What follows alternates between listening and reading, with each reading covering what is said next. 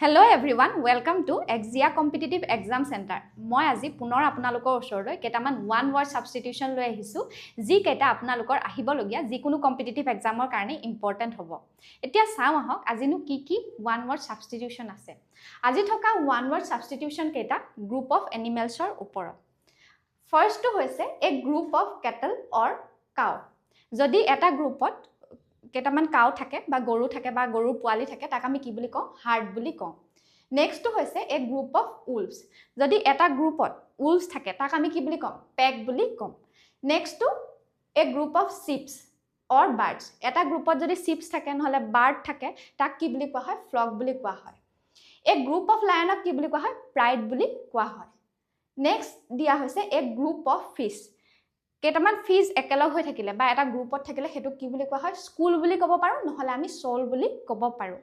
এই group of ফিছৰ কথাটো ADR 2.0 টো সুধিছিলে গতিকে আপোনালোকে ভালকে চাই ল'ব। নেক্সট হৈছে a group of ants.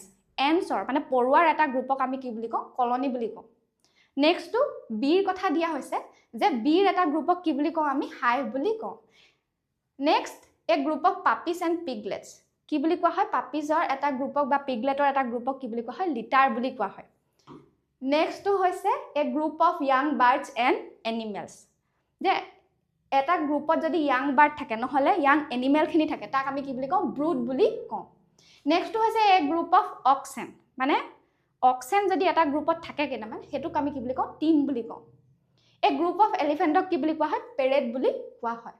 A group of কেটছক কি বুলি কোৱা হয় ক্লাউডাৰ বুলি কোৱা হয়। কেটামান কেট যেতিয়া একেলগে থাকে মেকুৰী একেলগে থাকে হেতু ক্লাউডাৰ বুলি কয়। নেক্সট টু হৈছে এ গ্ৰুপ অফ হৰ্সেছ। হৰ্সৰ এটা গ্ৰুপক আমি কি বুলি কওঁ টিম বুলি কওঁ নহলে হাৰাজ বুলিও ক'ব পাৰো। নেক্সট টু হৈছে এ গ্ৰুপ অফ ফক্স। আৰু এ গ্ৰুপ অফ ফক্সক কি বুলি কোৱা হয় স্কাল্প বুলি কোৱা হয়। আজিৰ ভিডিঅ'টোত ইমানেই আছিলে। আপোনালোকে যদি এনেকুৱা ইনফৰ্মেটিভ ভিডিঅ'সমূহ পাই থাকিবলৈ বিচাৰে তেনেহলে আমাৰ চেনেলটো লাইক শ্বেয়াৰ এণ্ড সাবস্ক্ৰাইব কৰক। Thank U.